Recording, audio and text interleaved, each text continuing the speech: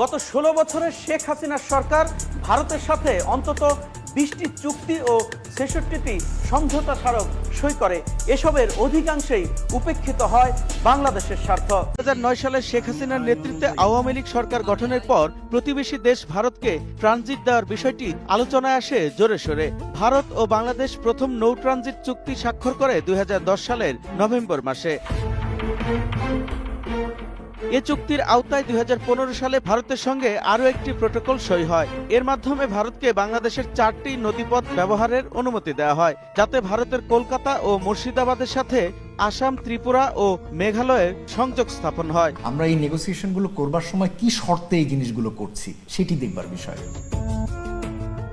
পর্যায়ক্রমে ভারত বাংলাদেশের কাছ থেকে সড়ক ও রেল ট্রানজিট আদায় করে নেয়। ভারতের পশ্চিমবঙ্গ সহ অন্যান্য রাজ্যের পণ্যগুলো বাংলাদেশের সড়ক, রেল ও জলপথে আখাউড়া, আশুগঞ্জ ও আখাউড়া হয়ে ত্রিপুরা, আসাম ও মেঘালয়ে যাচ্ছে। ২০১৯ সালের ৫ অক্টোবর ভারতের রাজধানী নয়াদিল্লিতে ট্রানজিট ও ট্রান্সশিপমেন্টের এসওপি স্বাক্ষর করে বাংলাদেশের তৎকালীন প্রধানমন্ত্রী শেখ হাসিনা ও ভারতের প্রধানমন্ত্রী নরেন্দ্র মোদী। যে ট্রানজিট আছে সেখান থেকে বাংলাদেশ কতখানি সুবিধা পাবে, এখানে কোনো সিকিউরিটির প্রশ্ন জড়িত আছে কিনা, এগুলো নিয়ে কিন্তু আমরা দেখি না যে সিভিল সোসাইটিকে নিয়ে কোনো একটা আলোচনা করা হয়েছে। ২০২০ সালে পরীক্ষামূলক ট্রানজিট পেলেও ২০২৩ সালের ২৫ এপ্রিল জাতীয় রাজস্ব বোর্ড চট্টগ্রাম ও মোংলা বন্দর ব্যবহার করে ভারতকে পণ্য আনা নেয়ার অনুমতি দেয়। চুক্তি অনুযায়ী উভয়মুখী ৮টি রুটে পণ্য পরিবহন করা যাবে। দেশের অর্থনৈতিক স্বার্থ এবং সিকিউরিটির যে প্রশ্ন, এই দুটোকে মিলিয়ে তারপরে এই ট্রানজিট বা ট্রান্সশিপমেন্টের মধ্যে সিদ্ধান্তগুলো নেওয়া হয়। অতীতে এগুলো সেভাবে নেওয়া হয়েছে কিনা। ট্রানজিট দেশে টাকা ছাড়া, পয়সা ছাড়া রাস্তা ধ্বংস হয়েছে, ভারতের বড় বড় ট্রাক চলে। পণ্য পরিবহনে ভারতকে টন প্রতি ২২০ টাকা ফি দিতে হবে। এর মধ্যে টন প্রতি ট্রান্সশিপমেন্ট ফি ২০ টাকা, সিকিউরিটি চার্জ ১০০ টাকা ও প্রশাসনিক চার্জ ১০০ টাকা।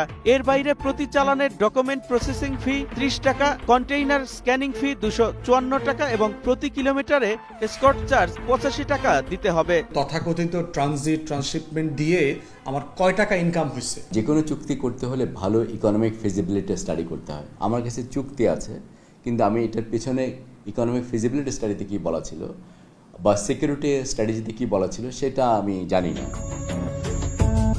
২০১৯ সালের অক্টোবরে শেখ হাসিনা ভারত সফরের সময় তিস্তার পানি বন্টন চুক্তি হবে এমন অঙ্গীকার করে উভয় দেশ। কিন্তু তিস্তা চুক্তি তো দূরের কথা, উল্টো দ্বিপক্ষীয় চুক্তি অনুযায়ী ফেনী নদী থেকে ভারতকে ১.৮২ কিউসেক পানি দেওয়ার প্রতিশ্রুতি দেয় শেখ হাসিনা। যদিও চুক্তির চেয়ে বেশি পানি নিয়ে যাচ্ছে ভারত। বাংলাদেশের দীর্ঘদিনের একটা বড় দাবি, সেটা হলো তিস্তা নদী সংক্রান্ত চুক্তি স্বাক্ষর, কিন্তু সেটির ব্যাপারে কিন্তু ভারতীয় পক্ষ থেকে খুব বেশি উদ্যোগ নেওয়া হয়নি। বাংলাদেশে কিন্তু এই জায়গাগুলোতে শক্তভাবে যে অবস্থান নিয়ে প্রশ্নটি তুলবে তা না। আরো ২-৩টা চুক্তি হয়েছে। ফেনী নদী দিয়ে স্বল্প পানি থাকে শুষ্ক মৌসুমে। মোহরি প্রজেক্টের যে পানিটা জমে এখান থেকে পানি যায়, কেবল ভারতেরই স্বার্থ বেশিরভাগ হয়। বাংলাদেশ ভারতের মধ্যে দ্বিপক্ষীয় সম্পর্কে লাভবান ভারত, আর শেখ হাসিনার স্বার্থ ছিল ক্ষমতায় টিকে থাকা। বাংলাদেশের সরকার যদি ইচ্ছা করতো ভারত থেকে ব্যাপক সুবিধা নিয়ে তারপরে এই পথটা ট্রানজিটটা দিতে পারতেন। দেশের জনগণের স্বার্থ ক্ষুণ্ণ করে যদি আমার কোনো কিছু করা হয়, সেক্ষেত্রে তো আমরা অবশ্যই এটার পক্ষে।